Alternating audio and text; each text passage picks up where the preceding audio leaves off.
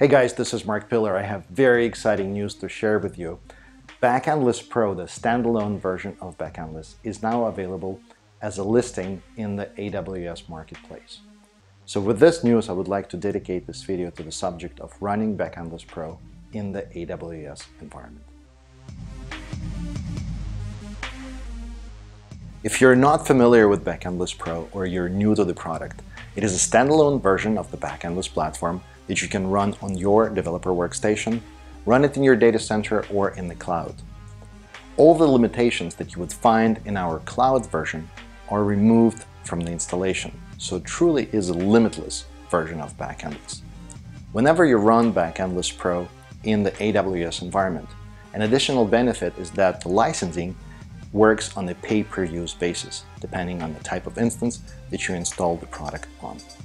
The cool thing is that Amazon provides a 14-day free trial where there are no licensing fees for the software. Starting Backendless Pro in the AWS environment is super simple.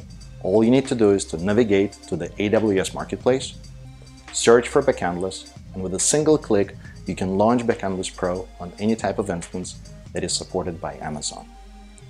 Once the product starts, it's going to be exactly the same experience that you would have in our cloud version. You get Backendless console, you get your own dedicated API endpoint, and you can start building applications with your installation of Backendless.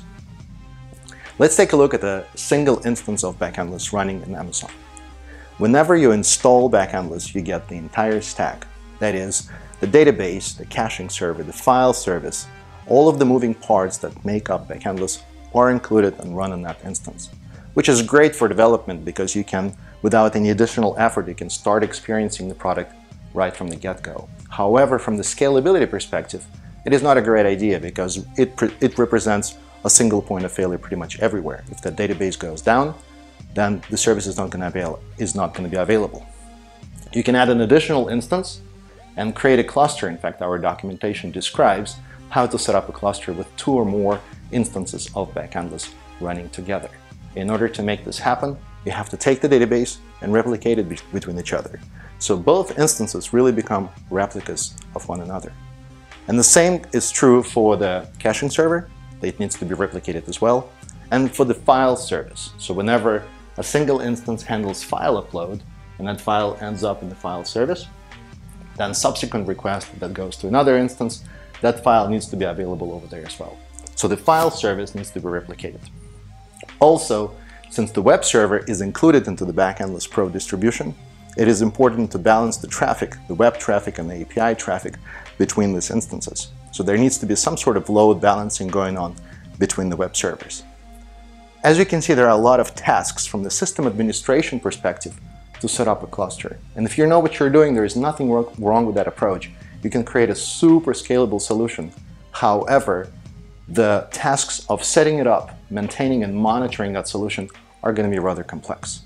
There is an alternative to make it easier and to make it infinitely more scalable. And the solution for that is to use the services provided by AWS. Let's take a look at these core 3 services that I'm going to show how to integrate them with Backendless.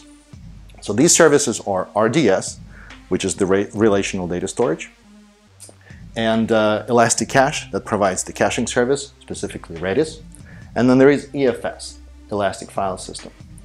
With these 3 services, they can replace those core elements of Backendless that come with Backendless installation. So for instance, if we were to bring an instance of Backendless here running on EC2, you can configure it to point to RDS, Elasticache, and EFS. From that perspective, it's going to be the same thing as running a single instance. However, the true power of that configuration comes whenever you bring additional instances. And if they're configured the same way, where they point to the same RDS endpoint, Elasticache, and EFS, that you can start benefiting from the elasticity perspective and scalability perspective instantly.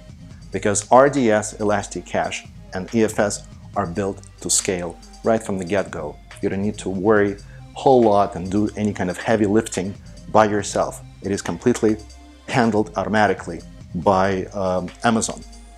Now, creating these additional instances is fairly straightforward. In fact, you can set it up as an image and start it up automatically. There is another component that is also rather important because all the web traffic is going to be coming in and you need to redirect this traffic according to some rules. There is another service provided by AWS that handles this for you, and it is ELB, Elastic Load Balancer. By bringing ELB and configuring it so it points to individual instances that you start with Amazon, you get that load balancing out of the box. And then another benefit of running ELB is that you can configure elasticity rules where you monitor individual nodes, you can monitor the entire solution, and depending on the rules that you configure, new instances can be started, thus scaling out your solution on as needed basis. So with all of these services combined, it becomes a super scalable, highly reliable installation of Backendless. So as you can see, this is very exciting and we can't wait to see the kind of solutions you will build with Backendless Pro. Thank you. Stay tuned for more videos.